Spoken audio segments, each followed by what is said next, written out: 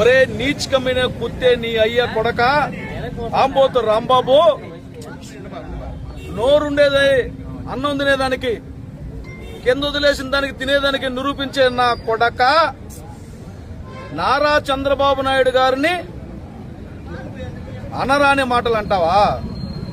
నారా చంద్రబాబు నాయుడు గారిని అమ్మ పేరుతో దూషిస్తావా? అవమానిస్తావా?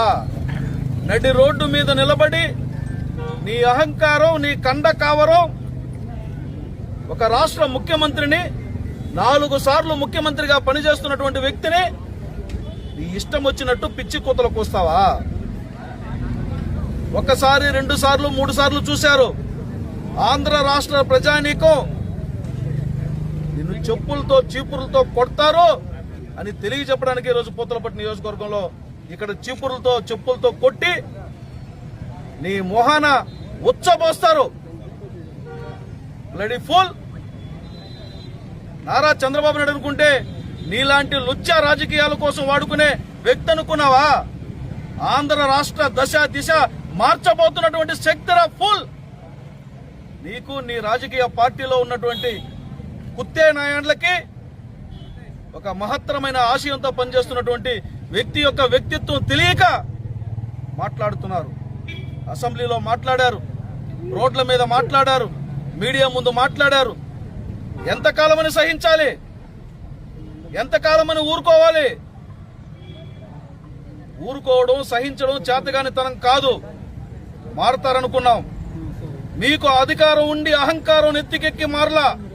అధికారం పోయి మీరు ఊరకుక్కల్లాగా వీధిని పడి తిరుగుతున్నా మారలా. కానీ పిచ్చి కుక్క జనం మీద పడి పిచ్చి మాటలు మాట్లాడితే పిచ్చి కుక్కను కొట్టినట్టు చెప్పుతో కొడతారని చెప్పడానికే ఈరోజు నిరసన కార్యక్రమాన్ని తెలియజేస్తున్నాం. నిన్ను కొట్టడానికో లేకపోతే నిన్ను ఏం చేయాలన్నా క్షణం పని. ప్రభుత్వం అధికారంలో ఉన్నటువంటి నారా చంద్రబాబు నాయుడు గారు ఒకటే చెప్తారు, శాంతియుతమైనటువంటి జీవన విధానం కావాలి, ప్రజలు గౌరవప్రదంగా జీవించాలి.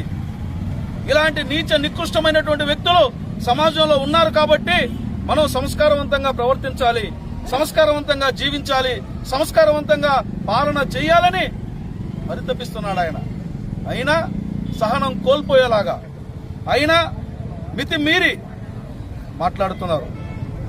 మీ అహంకారపు మాటలకి చమరగీతం పాడే రోజులు వచ్చాయి. మీరు అనుకుంటున్నారు ఇక మీదట నోరు పెగిలితే చెయ్యి పెగలాల్సి వస్తుంది. ఇక మీద